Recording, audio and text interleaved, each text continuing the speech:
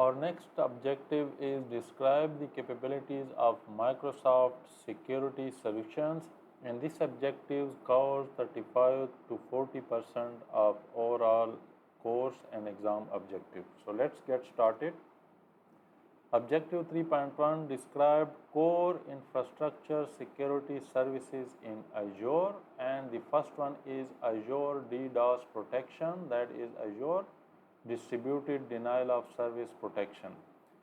Azure DDoS Protection safeguards applications from distributed denial of service attacks. Key points are that it protects against volumetric as well as protocol attacks. So volumetric attacks are those that overwhelm the resource based on the sheer amount of traffic, and it automatically detects and mitigates the attacks. It is integrated with Azure Virtual Network, that is VNet. It provides always on protection and ensures application availability. Next is Azure Firewall. So Azure Firewall is a managed stateful network firewall that controls inbound and outbound traffic. Key points are that it is centralized network security control. It filters traffic using rules based on IP address, source and destination IP, source and destination port number, usually destination port number, and source and destination IP, and protocol. It supports application and network rules. It is fully managed and a scalable service, and it protects Azure Virtual Network resources. Next is WAF, that is Web Application Firewall. So WAF protects web applications from common web-based attacks.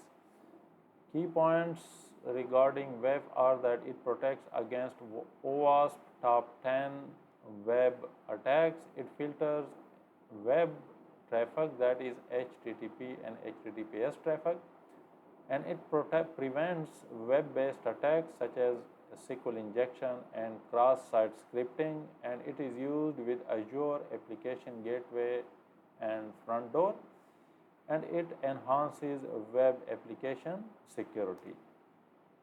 Network segmentation, that is Azure Virtual Nets or Virtual Networks. So Azure Virtual Networks or VNet enable network segmentation to isolate and secure resources. Key points are that it creates private networks in Azure.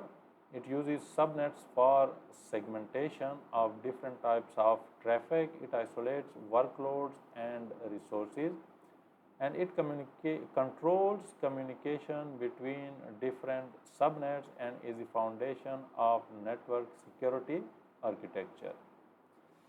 Next is NSGs, that is network security groups. So NSGs are used to filter network traffic to and from Azure resources. Key points are that it uses allow and deny security rules. It filters traffic based on IP address, port number, and protocol type. It is applied to subnets or network interfaces, and it controls inbound and outbound traffic and works with virtual network segmentation. Next is Azure Bastion. So Azure Bastion provides secure remote access to virtual machines without exposing them to the internet. So how does this work? So let's suppose there is an administrator that wants to access VMs. So let's suppose this is VM over the internet. So this VM is not directly exposed over the internet. Instead, we have a Bastion host. The user first logs in on this. This is a secure hardened host, and from that host the user can then access VMs. Key points are that it uses remote desktop protocol and SSH using browser, and there is no need to expose the VMs using public IPs. It protects against exposed port reports risk on the VMs, and it is deployed inside virtual network and enhances secure administrative access.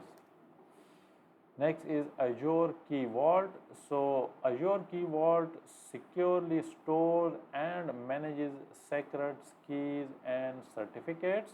Key points are that it stores passwords, API keys and certificates, and it supports encryption, keys management, provides secure access control. It integrates with Azure services and helps protect sensitive data. So what is the difference between a firewall, web application firewall and network security group?